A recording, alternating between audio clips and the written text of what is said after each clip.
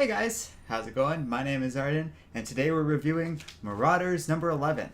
So, yesterday I reviewed X-Force number 11 and found it a little lacking. I still think it's like the weakest X-Force issue we've gotten yet post House of X, and I didn't think it was all that exciting in terms of setup of X of Swords. Marauders is a bit of a different beast, and I think as I'm going to try and start to get into a bit more of a habit of, I'm going to try and review this spoiler free first, then we'll kind of go into what the comic's all about, then I'll give my more spoilery review. So, to start out with, just from a broad sense, I mean, I put it on the thumbnail and it's been, I feel, more than long enough that we can talk about it. Marauders is one of the most interesting series out there in the post world of House of X, in my opinion. I got really interested in it because of what's going on with Kitty Pryde. The whole concept of it is fun enough to begin with because it's got some of my favorite X-Men characters all running this seafaring vessel that's shipping wayward mutants home to Krakoa and doing other, sea-based missions and that sort of thing. It's all pretty good fun. But then they kind of showed new sides of it when Kitty Pryde was essentially ambushed by Sebastian Shaw, and because Krakoa just can't seem to revive her, she was possibly left permanently dead. Jam Cal, Ernesto, thanks for joining us in chat. It's pretty interesting. No, I appreciate you guys joining in chat, but as I say, it's been a pretty interesting book, I gotta say, that we were talking about so far. The artwork by Stefano Caselli and Edgar Delgado is excellent. It's crisp and clean, full of really memorable little moments. Nothing super hefty in terms of action, but just a lot of great character work, all of which is anchored by what I think is my favorite post House of X writer, Jerry Duggan. So overall, I definitely recommend this book, and also would pretty strongly suggest to most people to consider reading it before heading out farther into spoiler territory with me, because this is a great book and is probably worth checking out on your own. So Marauders number 11, perhaps appropriately titled To Live and Die in Krakoa, starts with Nightcrawler writing a letter to her, and basically placing it in her coffin. And the X-Men, after many months of trying to resurrect Kitty Pryde, is decided to hold her a funeral. They don't want to give up, and they're not saying it's over, but they keep trying to resurrect her, and it's just not working. Her little clone host egg bodies grown in Krakoa are inert, and they just die when they try and resurrect her.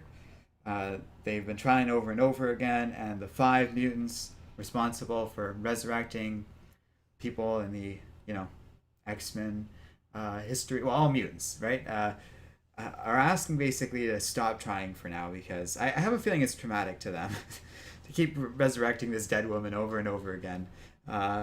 It's no fun. Not fun, but you know what I mean.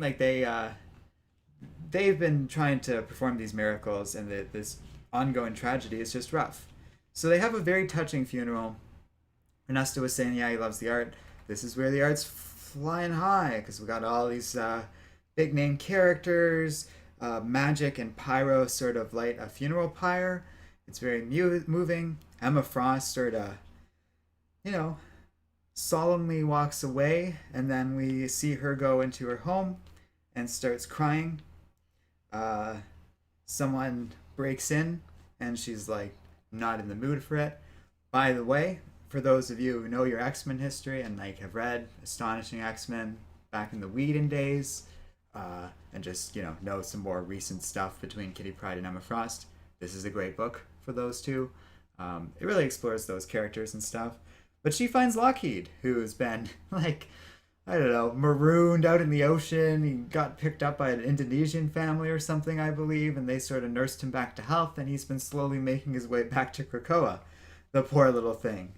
Emma, being Emma Frost, reads his mind and finally learns the truth, that Sebastian Shaw was behind all of this, and it's revealed. And then in a truly amazing moment. Like Emma shows her anger, but then quickly calms herself, steels herself, and reminds herself, well, okay, we're talking about Sebastian Shaw, and if we're gonna deal with this, like, we'll deal, as she says, we'll do him right and proper. um, so she's not letting that go, but she's being smart about it. It's a good moment for her character. This is one of the best post House of X Emma Frost books I've seen yet. I'm a big fan of that character, and she's so on point here.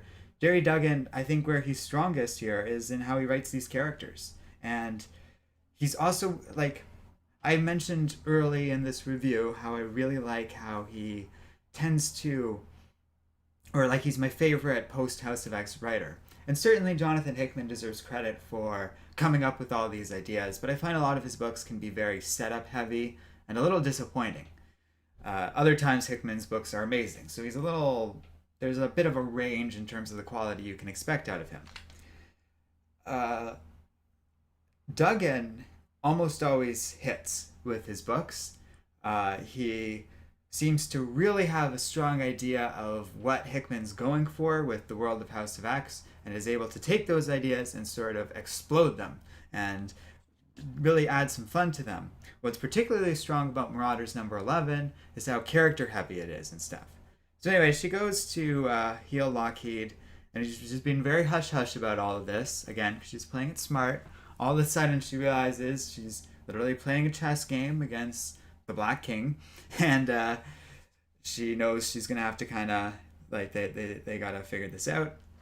Um, Charles and her have a little telepathic conversation, not so much about this, but about them stopping attempts to resurrect Kitty Pryde. As I said earlier, that's been like an ongoing issue, and Xavier's basically broaching her with the subject, kind of being like, I think we have to do this. I don't want to do it. We're going to try one more time, but after that, I think we have to put this on pause. And Emma's pretty understanding about that. Obviously, they all care about Kitty a great deal, but there's only so much they can do. Meanwhile, there's a very next, I guess we should say, there's a very interesting conversation on a subway train between Storm and one of the, like, an undercover agent that works for this X desk. They are a government agency that does a lot of work on mutant activity and stuff like that. So far, if you know him from like the Wolverine series, and I think even past stuff with Marauders, but I could be wrong, they seem fairly pro mutant and mostly concerned with people using all their stuff in a negative way. And I think they sort of understand the benefits on the human side of the equation to this world of Krakoa and such. The agent herself talks about how like one of their drugs basically brought her mother back. I don't know if they actually get into what it is, but she was sick or something like that, and their miracle drugs healed her. Like their Krakoan stuff did that. So it's an interesting moment and a good reminder. Like it's not just all these new factions and groups growing out of the world in response to Krakoa are negative or evil. X-Desk and a couple other figures and characters and groups are very much on the side of the X-Men and such. That's a nice little reminder and a great moment, even if it's a little, like, it's a step out of what everything else in this book's about, but Marauders is about a few different things as a series, so in the larger context of the series, it makes sense. Then we cut back to Krakoa, and we're going through the last attempt to bring Kitty Pryde back. And they've grown her in an egg. I don't know if they had tried this before or not, but Emma Frost tries to reach out to her telepathically. And Emma Frost kind of realizes that like Kitty Pryde has always kind of been different. As she says, Kate doesn't smash barriers, she ignores them. And she sort of reaches out, and Kate takes her hand and gets pulled out of the egg. Charles touches her, her memories return, and it looks like Kitty Pryde is finally resurrected. It's quite the moment, and, resurrections are aplenty in the world of X-Men now. It was interesting that the stakes were sort of revolving around this one character at a time, but now Kitty Pryde's back. Her and Emma Frost talk about how they are keeping it quiet, but Sebastian Shaw struck first, as Kate put it. So her and Emma were clearly expecting that. Bad Mr. Buck says Kitty, not Kate. Whatever. She's grown up as a woman. I think that's earned at this point. I think it's perfectly fine to call her Kitty, or like Nightcrawler refers to her as, Kaichin. It's whatever. A name's a name. Shadowcat works too, or Phase, or some of those. She's got some other names floating around. Kitty's not one for different names. I think it's fine either way. Bad Mr. Box is not sure why exactly I get like upset over Kate. I think everyone's got their preference. I don't think anyone's gonna hold you against it for calling her that, so it's all good. But yeah, there's not a ton setting up X of Swords in here. I think there kind of is, because I feel like Kitty Pryde's going to be a major character, as is Sebastian Shaw. I feel like all that's going to be related. I could be wrong. And, I haven't read every single little thing from the world of House of X, because there's always so many X-Men books. But on the whole, I enjoyed this quite a bit. Brandon D. Gunning says, "Long live the Red Queen." I was really happy. Like, as a fan of Kitty Pryde, any critical sight I tend to have for these things definitely gets blurred a little bit, because I'm just happy to see her alive. I think I've been aggressively and loyally reading every single issue of Marauders, specifically to find out what happens to her, because it's like, oh no, the one mutant that I feel I care about more than any other was gone, and now she's back. And it's kind of interesting, because they were flirting with a lot of ideas about her relationship with Krakoa. Also, there's a scene, and I don't know if this was they changed their mind in terms of the way they were going with Kitty Pryde's character, or maybe there's a lot more going on here, but there's a moment where an undead Kitty Pryde fishes Bishop out of the water and drags him to shore somewhere. So I don't know what that's about. Jamal Call X says, "Still seems off," and I think that's what he's referring to. Even the moment where she's resurrected, she seems perfectly normal, but I don't know. I feel okay, so a big plot point in X Factor is they talk a lot about needing proof of death. And I think they might have slipped up here, and there might be two Kitty Prydes, one apparently undead and one now living. I think that's what's going on, or something. Bad Mr. Box says, "I'm very happy to see Kitty back, but the resolution seems a bit boring, honestly." I truly didn't expect it, and I feel as though, like I just said, there's more going on here. And that's where I'm saying, I think this is a good prelude to House of X, because it's a big bomb to drop. It feels like it could affect a lot of titles, because Kitty's such a major character. And there's a real question mark surrounding Kitty Pryde's character. The timing and nature of Fantastic Four X, where Kitty was this huge character while she was supposed to be dead. The nature of her zombie form in Wolverine, and the weird way her character's timing seemed to play out, leaves me very curious about all this. Although, to be fair, some of what I'm talking about could very well be the result of the COVID pandemic possibly screwing up the timing of these House of X books a little bit. Lohan Karache said, "Kitty Pryde, the pirate, sounds cute, nice and badass. I mean, the Red Queen sounds badass. She's got a lot of names. I think it's fine. You just got to be consistent, And I think, even Emma specifically calling Kitty Pryde Kate feels right. There's clear overtones to their relationship here, and given this is nothing new in the world of House of X, and they're all about free love and stuff, and this had basically been established before. I don't know how else you can read into stuff going, I mentioned Astonishing X-Men's by Whedon, and I forget his artist, but I shouldn't have. They did a great job being pretty clear about that, I feel.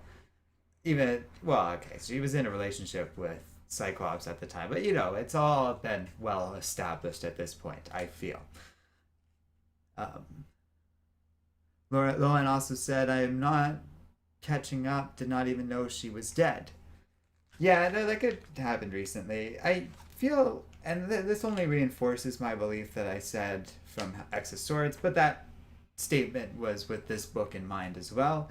When it comes to X of Swords, which is this big setup with like a steamroller of comics coming out, and apparently in all part of this reading order, I would encourage everyone to remember that these books and the various titles involved are probably a little optional. Like, I don't feel you need to read all 21 or so books involved in here. It might be rewarding to do so. Maybe you'll have a bigger sense of the overall picture of this story. I definitely feel like because I'm behind on series like New Mutants or Excalibur, I'm not going to know every little detail and thing about the world of House of X, and I think that's just fine. A purist or a true lover of House of X is, of course, welcome to do that and read all of these X-Men books, but there's plenty of them that are skippable or easy to fill in, or you can always catch up later in the trades. There's a lot of options, and it doesn't seem to me that X of Swords is going to require every single book to be read. And if it does, that's going to affect the overall quality of it and probably put a damper on whether or not I recommend those books. But this is a great book. I would definitely recommend it if you've been following the Dawn of X era stuff. This is a must-have book. If you're at all a fan of Emma Frost or Kitty Pryde, this is a really cool book overall. It's not like an essential one to their character, but it is if you're curious about what they're up to lately. And man, I'm such a big fan of Emma Frost and Kitty Pryde. I'm just gonna be like in the tank for a book like that under whatever like circumstance. Rick Costa is saying in Rachel's future she was called Kate, so it's whatever. I think it's the name she's gonna grow into. It's or like has grown into at this point, and in most realities was going to. It's a nice little significant marker that her character's come a long way, and she was kind of a huge part of like X-Men Gold era content and such. I feel very much that she basically like carried the X-Men for various periods of time in the team's history. She's grown into an adult woman and is very distant from the character, where this was all new to her, and she threw a tantrum about Professor Xavier setting boundaries on her and stuff. That ain't this character anymore. Like, look at her uniform now. She's a warrior. And I think that's right. She had a great little moment at the beginning of Wolverine series where they shared a drink together, and it really expressed how far her character's come. And it's not odd for like a man or a woman or something in like or anything else having a name like Kitty or Tommy or like Bobby or something like that, and eventually modifying that as they get older. I should say. Rick Costa says she saved the whole freaking world on that space bullet. Yeah, that was a great moment. Even her return from that was awesome, where like Magneto just sort of pulled it out of space and helped them out with that. That was great.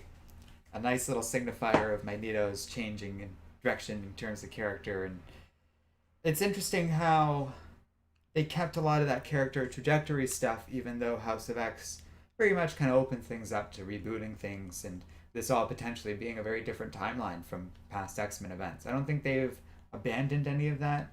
I think the idea is everything that's happened up until now is part of the 10th Moira timeline, if I understand things correctly.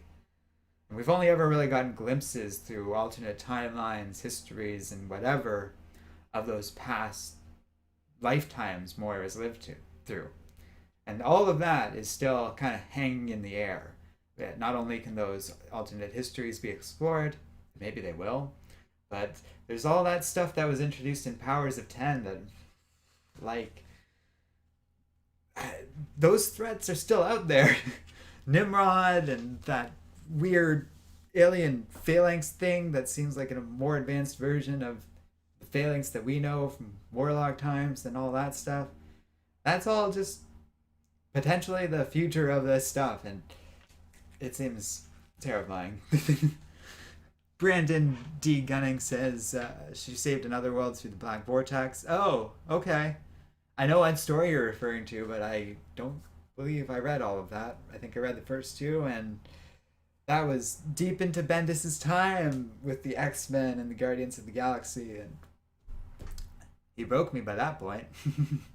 But good for Kitty Pryde. Uh, Brandon saying made Kitty Pryde Omega level Marvel.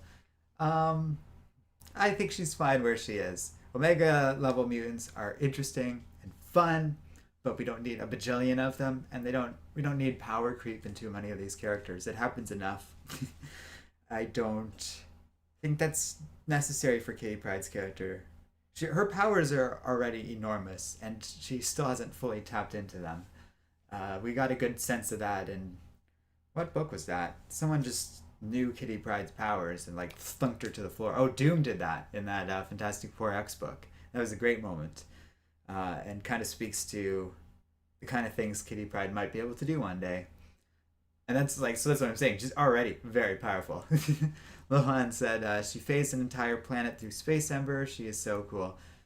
She's, I like her a lot. I like how she grew up Jewish, just like me. As a kid, I remember, that gets into like all that stuff people talk about representation. Like having a Jewish superhero out there was like, oh, like especially as a kid, it's something you gravitate towards where it's like, oh, this superhero is just like me. I think it matters a lot less for adults, but the need to diversify and do things like this is very useful for kids, and is how you get like niche fan things like that. But even if you're not Jewish, I think a lot of people can relate to Kitty Pryde because she's always kind of been the underdog, the newcomer. For a lot of people, including myself, like we kind of got into the X-Men at her age, either in the comics or various TV series, so it's very easy to kind of get into her head. And because especially the way like kids stuff was written in the 90s, it was pretty rare for that to be like a woman. And it was, I don't know, I liked that as a kid because I had all my Dragon Ball characters, Batman and stuff, but Kitty Pryde was a cool addition to that roster because she was different. Rick Costa saying, funny how Lockheed was smart enough to go to Emma first. Well, Lockheed has always been a smart little dinosaur because of his shared telepathic connection with Kitty Pryde. That makes a lot of sense. I don't know where else he would go. Not Colossus. But Aurora is a good example. I'm looking down at the cover right now, so she's staring right back at me. But her Nightcrawler would have been a good choice. He would have, like, Lockheed would have gone to any one of those three for sure. And I think, first, it makes sense that Emma was at the top of that list, though, given what was going on with Shaw and everything like that, and their existing relationship and stuff. That made all the sense in the world for Lockheed. Yeah, but that's a good point to make, Rick. For sure. Like, that was an interesting character moment I didn't even really pick up on. I just was happy to see Lockheed again. And God, that scene with Emma is so good. That's where like the artwork's really, I kind of mentioned the artwork at the beginning, and I talked about like how there's not a ton of action in this book. There's the little flashback to Sebastian Shaw murdering Kitty Pryde. Emma throws a bit of a fit, and that's it. There's no other action, so everything else is all character work and stuff. And they do such a good job at like conveying Emma's rage and then her pulling that all back and becoming calculating, not immediate, like not forgetting this pain that she feels and anger towards Sebastian Shaw, but restraining herself, knowing she will have to be careful in how she acts towards Shaw, like in order to play this right kind of thing. All that's not really conveyed through too much text. There's a little bit of dialogue just to confirm it, but it's all in the like artwork and the facial expressions. There's the great panel where Emma turns diamond and she's about to smash her chess table. She turns herself back to normal, and just on the panel, like her hair's ever so slightly disheveled. there's one little strand that's like sticking in her mouth, and it's because she's been like moving so much. And then she composes herself, straightens herself up. But it's those little details that make this book feel very like human and stuff, even when we're going crazy and like growing people out of eggs. uh, and that's what works so well about it. And those like that page where Kitty Pryde emerges from the thing is powerfully drawn. Caselli and Delgado just nailed this book. Um, Definitely a top tier post House of X book. They have a lot of them. We reviewed one this week and that Empire X-Men tie-in, but this is definitely my favorite out of this week and a good strong one out of the recent House of X batch. I wouldn't say it's like my all-time favorite because some of those House of X books, I haven't felt that way reading a comic ever, but this is up there. This was great, and I definitely would recommend it. Jam Cal saying Black Vortex could be a good thing to factor in because she chose to keep the effect on her abilities afterwards. If it's part of what's happening, then whoa, or some sort of emoji conveying that. I like when they tie in past stuff. Maybe that'll be a good reason for me to give Black Hole another look, or Black Vortex, I should say. I did hear good things. I just was so broken down by Bendis at that point, and still am, I guess. I will at least have to check out what you're talking about there, because that sounds interesting. But they have been tinkering with Kitty Pryde's abilities, and they have been asking some weird questions about Kitty Pryde in general and her relationship with Krakoa. And like I said earlier, I don't think any of this is over. I think there's more to all of this, or if not, there needs to be, because they've raised a lot more questions than what got answered in here with her resurrection. And that's where her resurrection was so shocking, because I didn't think that was going to happen. And then when we kind of led into that moment, I was like, is she coming back? And she did. And it was awesome. It was like, that's a cool moment. Which is interesting, because this whole House of X thing is really playing with the concept of comic book death. I think given how bored I was with that trope, doing something truly different and essentially challenging it outright is cool as hell to me. And that's where like Kitty Pryde's resurrection is also very interesting to me, because everything else with the X-Men has been redundant and near infinite, to the point where it would be very difficult to kill off the X-Men at this point. And Kitty Pryde was kind of the one linchpin where she could still die. And that has interested me beyond just being a huge fan of Kitty Pryde. As an overall fan of this X-Men and House of X stuff, I've been paying very close attention to that because I think it matters. I don't think it's just some plot hole or contrivance to add drama. They're hinting at something here. And I don't think it's just like her being out of phase, although I think that is related. Maybe it gets into the nature of her powers and stuff. Bad Mr. Wax says, I totally forgot about Black Vortex. Should affect Beast as well, shouldn't it? Talking about Beast, why is he completely different in X Factor and other X titles? He doesn't even have the same form. Well, that's just like an old comic book thing. Beast is never drawn consistently. You know, my answer to that is the same when it comes to the Hulk and virtually every superhero, really. Like, because the next one I was going to say was all the Avengers. Sometimes they're drawn slim, sometimes they're drawn realistic, sometimes they're drawn cartoony. The same thing with the X-Men. That sort of thing doesn't bother me. If Beast was suddenly changing appearances within the same issue, that'd be a little more concerning. But otherwise, they kind of give the artists a huge creative leeway with that. I would rather them add to that and play around with appearances and stuff, because you'll never know what looks good and what sticks. And also, it doesn't work as well for Beast, but I like characters having different outfits and uniforms and wearing different costumes and stuff. They have the resources to do something like that in Krakoa, and why wouldn't they? Or what? Like, why? Who else wears the same clothes every day? I'm wearing this shirt 2 days in a row for those paying attention to stream, but it's a new shirt and I like it. Rick Costa brings up something I totally forgot about, but seems related to what I was saying about where this is, like, it doesn't just seem like a simple resurrection. Kurt notes and seems very disturbed by the fact that this is her 18th resurrection. I have no idea about the significance of that. Um, but I think it does matter. I think that meant something to Kurt that he's being quiet about. Maybe when he was in the heaven and hell dimension thing. I don't know. Kurt's been dead before, not just by Krakoan standards, and had a weird resurrection. So I'm wondering if that's related or if it ties into X's swords. Like I said, I don't think it's just like, oh, this isn't going to be brought up again. Kitty Pryde just can be resurrected fine now. There's a lot of questions. And that 18 seemed so interesting to me. Bad Mr. Box means it says 18 means alive or something. I don't know about that. Brandon's saying 18 means life in Jewish meaning. Well, you'd think I'd know that, but I don't. They could be playing around with numbers in terms of something significant like that. I think it's more concrete than that. Like maybe Kurt knows something, or it has some sort of special significance to something he particularly knows about, or it ties into one of the many, many plot threads that have been brought up throughout post House of X that are still just kind of hanging out there. um, Rick Costa says there will be no cemeteries on Krakoa,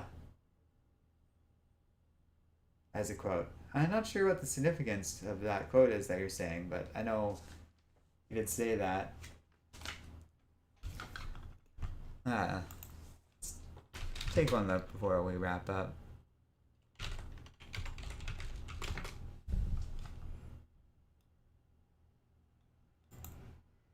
Oh. Oh. Okay. So $18 I knew about. It's that, okay. This is something my family never did, but it's like a gift of life. It has significance in Jewish meaning, and Kurt would know that, and he probably won't bring that up, and that doesn't seem random at all. Well, that's fascinating. Good catch, Brandon. I kind of read that and was like, oh, that's significant and interesting, and thought it might have been some comic book reference or something that was going to be brought up before. I didn't realize that. No one says, no cemetery, it's just a Starlight type underground prison. Yeah! That thing is horrifying, but an interesting moment. I think that stuff will be brought up again one day, too. Kurt doesn't like that either. That came up in one book, or in Hellions, I think. He's like, we shouldn't be doing that if we can avoid it. We please try to avoid it. And then Brandon's taking a bow in chat and saying thank you.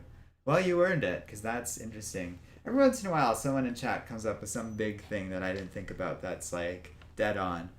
Someone correctly guessed that Mantis was showing up in Empire before she did, and I I realized how correct they were when they said it, but I definitely didn't think of that myself. And sure enough, the next issue she showed up. It's always interesting when people catch that. I'm not very good at those, to be honest. I don't really catch those hints, and because I read like about, oh, I guess other people do, but I just like the way it comes out week after week. So much happens in a week. I tend to lose sight of that sort of referencing and stuff. That's sometimes the advantage of reading things in trades and such, is you can kind of better pick up on those links. Usually I do when they're all connected in like a shorter reading period. We're going to talk about that in a later review this week, actually. Bad Mr. Box says, Sabretooth is going to get a new roommate with Shaw. Shaw is almost certainly screwed. No one would, like, he already had a big space of debt, or like doubt around him, I'm sure. And no one wanted to fully trust him. And I absolutely see Shaw getting buried at some point or something. Yeah, that's one. I get why the X-Men tried to give him a chance. But him and Mr. Sinister, like, they're always going to be schemers and such. I think Xavier and Magneto adequately made room for Sinister to kind of be himself. And that seems to be working okay. Apocalypse seems... I think Apocalypse's goals and philosophy and thoughts, and I think there's enough of Kid A in him that he's on their side pretty much. I don't really worry about Apocalypse at all. Shaw, I don't know. They might have been wrong to trust him ever to begin with. Knowing his history and stuff, I can't. It's hard to believe they did that. Well, like I said, like just before, I do understand what they're going for there because they're just trying to give everyone a chance. But it's like, well, you weren't dumb like that with Sabretooth. I feel like they shouldn't have made that mistake with Shaw. He was always gonna turn on them. He was always gonna be a problem. And it didn't surprise me when he turned on Kitty Pryde. The moment really had me worried for her character. No one's saying Zombie Queen. I don't think that was for. I don't think that was a mistake. It could have been. It could have been one of those things where it's like, oh, this will be a good little hint to something to come, and then they decided to do something else with Kitty Pryde's character a little later. That would suck if true, but I don't think so. It could even tie into Genosha and such, because that's all still a big question mark right now, and I'm very curious. Like the rest of Empire X-Men, that crossover is right around the corner. So who honestly knows at this point? But okay, I think we'll leave it there. Thank you so much for everyone in chat. That was a nice active chat session. A lot of shared enthusiasm, like that I share with everyone in chat for Kitty Pryde returning, and that's always fun to see because, as I tried to admit at one point during my review, like I was, well, a couple points. I was always gonna be very nostalgia driven, I guess we'll say, but just like I was always gonna be a fan first of a book like this. There are some characters and certain things that books can do, like just plot wise, that I'm just an easy sell for. And once you kind of go in that direction, my critical eye kind of goes away. And I think that's fine as long as we sort of acknowledge it. But something like that where we have like the resurrection of Jean Grey, or not Jean Grey, Kitty Pryde, all this stuff with Emma Frost, a good introduction from Nightcrawler. I'm such an easy sell for that, and it's a wonderful reminder that when we criticize some of these post House of X books, it's not necessarily that they need action to them. They just need something concrete with their characters that you can enjoy. This book had none of that, and I am a big believer in comics and certain issues not having to be all action and stuff, because a book like this where they're all just sort of taking stock of this death and trying to reconcile with it, and then having this big, again, not actiony twist at the end was cool. I love books like that, and I wish we got more of them. House of X is fairly good at that, actually. I just wish that they didn't have, like you need a good writer like Jerry Duggan for him to kind of put in some, like, Gigolo. Oh, and thanks for joining us, by the way. He was saying magic is a rock and roll queen, but also that he's all for substance. Yeah, like a substantive book is great.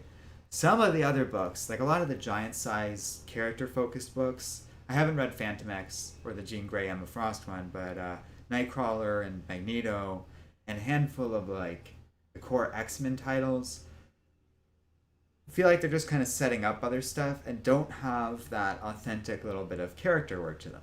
The Cable series, like I'm not the biggest fan of young Cable's character or whatever, and the like I don't really care a ton about their overall plot, but it's got a lot of great character stuff.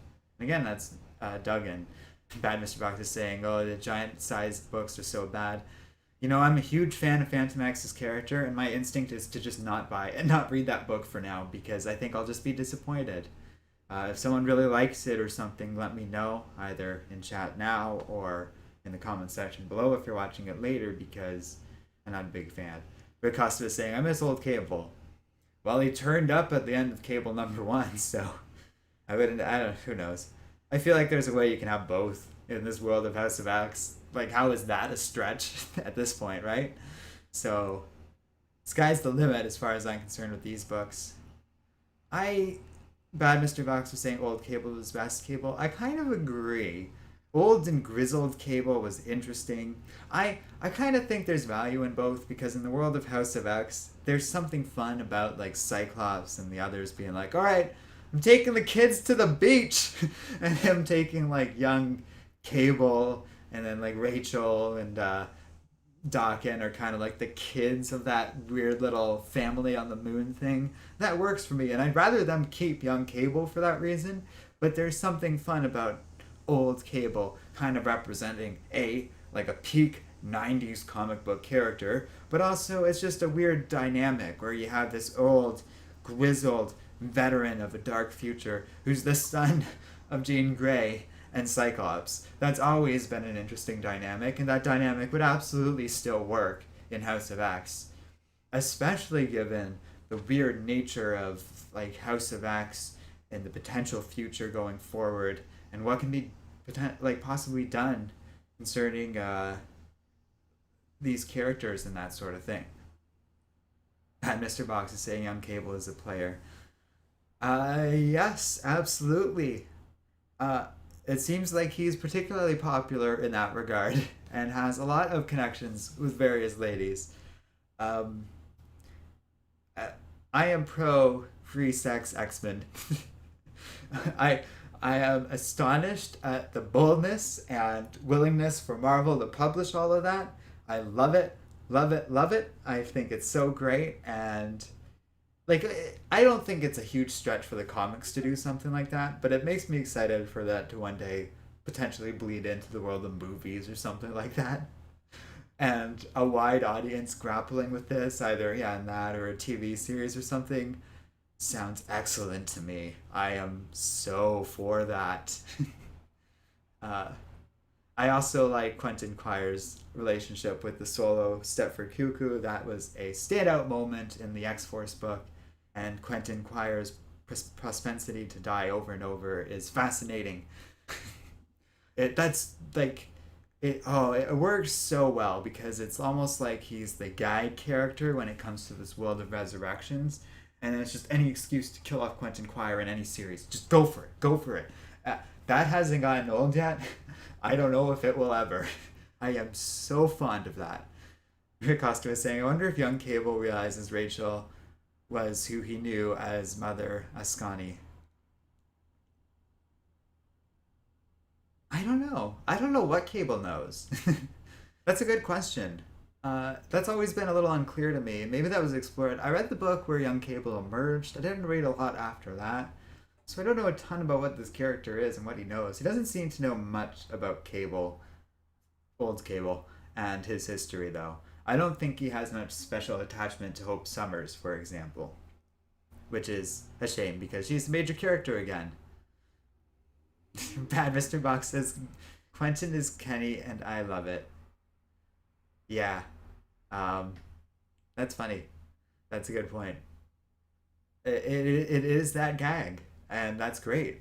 That's Lauren says, not again, Quentin. It's so funny. It's amusing too because that's a good point. He like it's the exact same gag from South Park, and South Park doesn't even really use that gag anymore. I haven't watched South Park in a while, but they stopped a long time ago. For now, it's amusing and funny with Quentin Quire. That's all I can say. I don't know how much Joey knows about it, but I know he's a big fan of that character. I would assume he likes it because Quentin's featured so heavily in so many different books. And they haven't just made a joke out of him either. He's still powerful as hell. They just tend to use him and a couple others as like frontline scouts that are basically disposable because they can endure the trauma of death.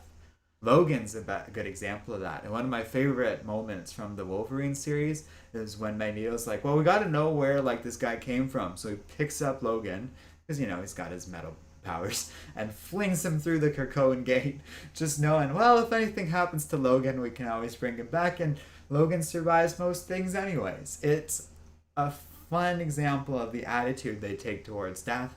But that series, Wolverine in particular, is one of my favorite House of X series right now as well because it does little things like showing a zombified Kitty Pryde randomly saving Bishop, or and I think this one's pretty significant too, the moment where Logan's talking about death in the world of House of X and how they should still avoid it, especially with the average character. Logan's been through hell and has endured no end of trauma, so I don't think it bothers him, but he understands the trauma.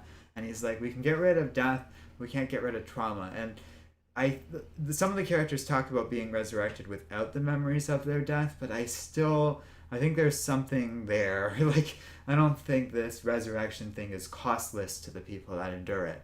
Um, and a lot of characters and the way they act about it seems to very much suggest that.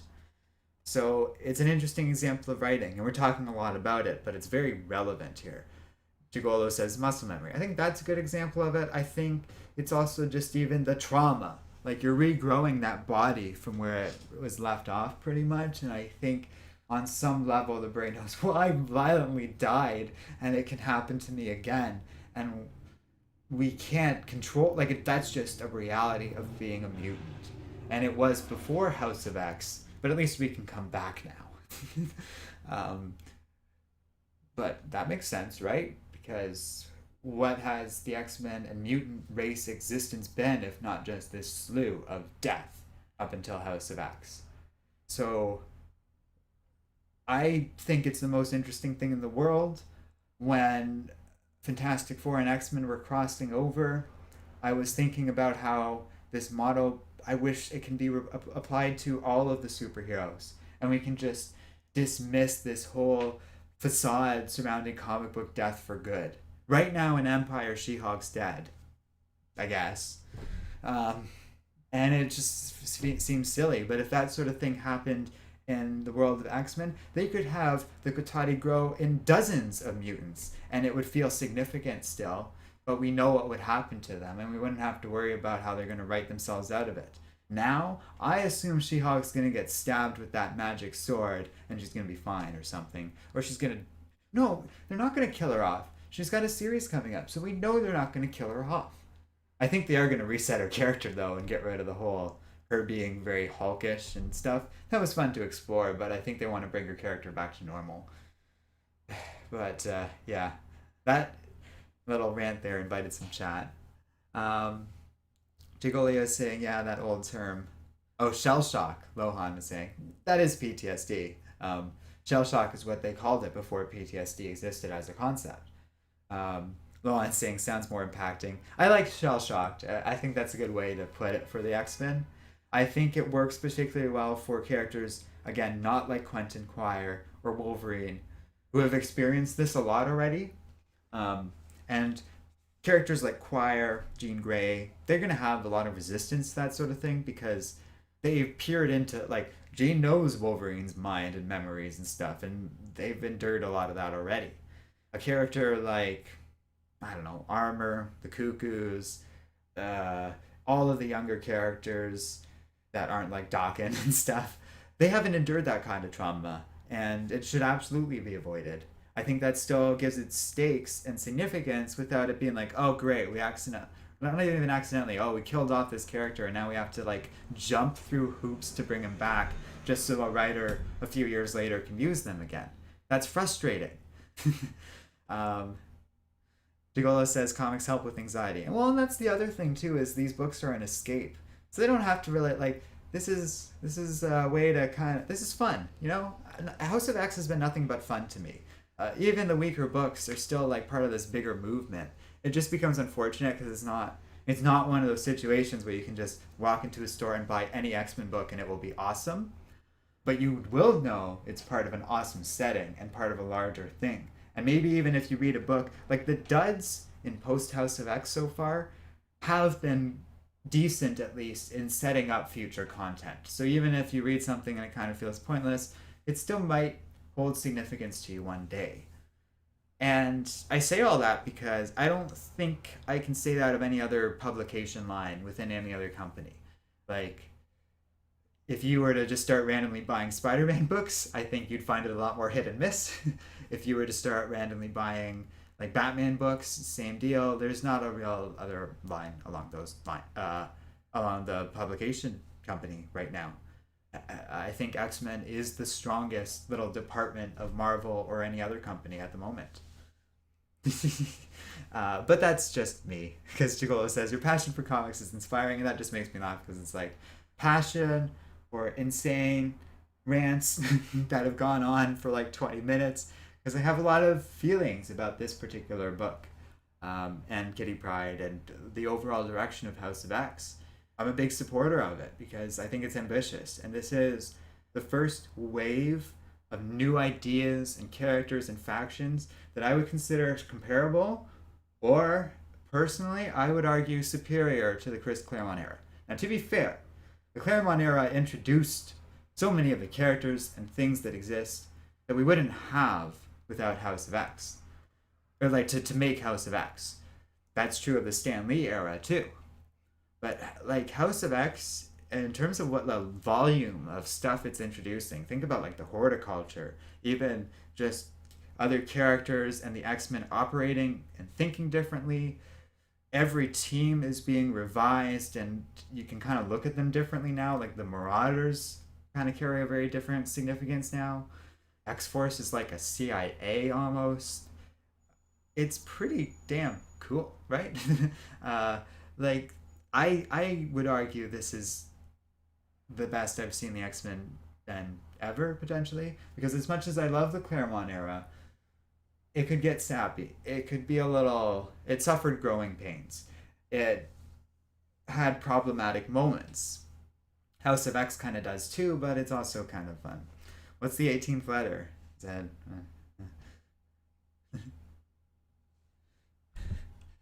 Um, Jamka was saying, in some Christian biblical numerology, 18 was the number of bondage because the word was mentioned that many times. The year of oppression by Moabites and Philistines, and punishment for the great sinfulness. That's probably why Kurt was concerned. I feel like we're a book or two away from Kurt having a narrative moment where he talks about that. He talks about the significance of 18 in Jewish faith that we talked about a little earlier. They kind of have they have like a little monologue they can do to open one of these books, and there's something to that number. I'm glad I almost forgot to mention that in this review, and that would have been a shame because that moment felt particularly significant. Bad Mr. Box says, "Oi, superior to Claremont." Piotr says, "Niet." I tried to make that statement clear that that's my personal opinion. I don't, you can agree or disagree or whatever. It's all good. And like I said, that's a difficult thing to say because like I fully acknowledge House of X would be nothing without that Claremont era, because how you wouldn't have that team of like Nightcrawler, Storm, Kitty Pryde, Colossus, all these characters that are an essential part of this book. So I think it's a debate. Ray Costa saying, "I hear an echo all of a sudden." Okay, this seems to happen when I talk long enough on this particular mic. I could probably fix it just by doing what I did there, turning the mic on and off. But I think that's probably a good place to maybe finish up here. No one's saying the echo is making the sound epic. I don't know if I fixed it just now or not. Oh, that is mutant. Yeah, I could do this too. But given our situation, I think maybe we can call it there. Bad Mr. Box is saying, "Not saying House of X is bad." Oh, I know.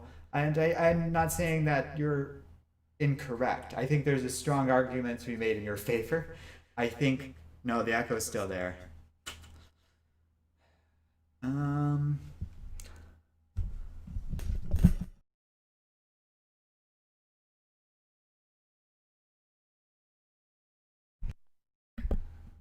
are we doing? Okay. Well, I don't know if I fixed that or not. I'm a little curious just to know if I can fix it live like that, or what does work or not. So I am gonna hang around for a second to hear if that fixed it, because I just unplugged the mic and plugged it back in. The other mic's unplugged. Fixed. Okay, that's cool. That's good to know, because if I'm doing a longer stream or if we're playing a game or something like that, I definitely need to be able to fix it. Bad Mr. Box is saying, "House of X is better than New X-Men." Oh my god, yeah. You're referring to the Bendis era. That's for sure. I think it's stronger than, I think we can agree outside of the Claremont Stan Lee era, it's absolutely better than most of those. Uh, there certainly, I'm sure there's people who like the Morrison era, and I can't disagree with that. We talked about Whedon. I think he had a really strong sense of bringing the X-Men kind of back to a little more of their home base, which I think in a lot of ways set the stage for this world of House of X and stuff like that. Um, so when I say that about the Claremont ever, I kind of mean issue to issue, because from the thing. Bad Mr. Box did mean the Grant Morrison era when he said new X Men. Okay, that's fine. I personally like the Grant Morrison era. I do think it's better than House of X because I think Claremont's era is better than Morrison's. I know people who don't like Grant Morrison's era, and they make a pretty compelling case because Morrison's era had weaknesses to it. And you know what? So does Hickman's, but so do them all. My issue with Claremont is you'd read some of these books and like the actual like human drama in them is so bad. Okay, when I say bad, like he was doing new things and kind of bringing out this new direction in comics. Like, so I don't want to discount it too much, but it's very soap opera-y, and certain aspects of it aren't dated well. But like we reviewed Days of Future Past recently, and it's just like I don't think Hickman's capable of putting two issues together with that degree of significance and that degree of like game changing X-Men content. So I really don't want to downplay Claremont's role in all of this. I think historically he's still at the tippy top. But in terms of like reading books and having something like Jerry Duggan who can nail character bits, and so can Hickman sometimes, along with Ben Percy, Leah Williams, and a few others kind of across the X-Men line, it makes this a very fun era to be an X-Men fan. And I keep trying to push this onto my friends, and it's hard to get people hooked in the same way, I find. But if you are in the know, even a little bit about this X-Men stuff, it is so great. And that's where I kind of am a little more optimistic about, the world of X of Swords, is what I was trying to say, compared to something like, well, I liked Empire at first.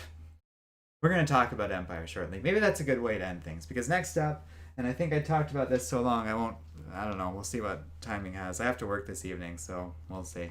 But I have Empire Avengers #2. And I did not like the last book. This one, my opinion, has changed, but we have some stuff to talk about, including a little bit more about X of Swords when we get into this book, actually. So, yeah. I think I'm going to leave it there. Thanks a lot for everyone chatting, helping me out with the mic and everything. This was a really fun stream, even by our usual standards. I usually like doing these with you guys, but everyone had some really fun and interesting points and discussion to make there. And that's how a review of a single standard length comic book can go an hour long. Thanks, Gigolo Jam Cal X, for your interesting thoughts and biblical knowledge that actually contextualize a lot of things here. Bad Mr. Box, you participate in a lot of these chat things, which is always great. Rick Costa, you were great. Lohan Karachi, you were fun. I think I got every major person, a couple people at the beginning. Talked to Ernesto, was here at the beginning, and that was great. And for those of you watching after, I appreciate it. So stay tuned for our Avengers review, and we'll go from there. Thanks, guys. Have a good one.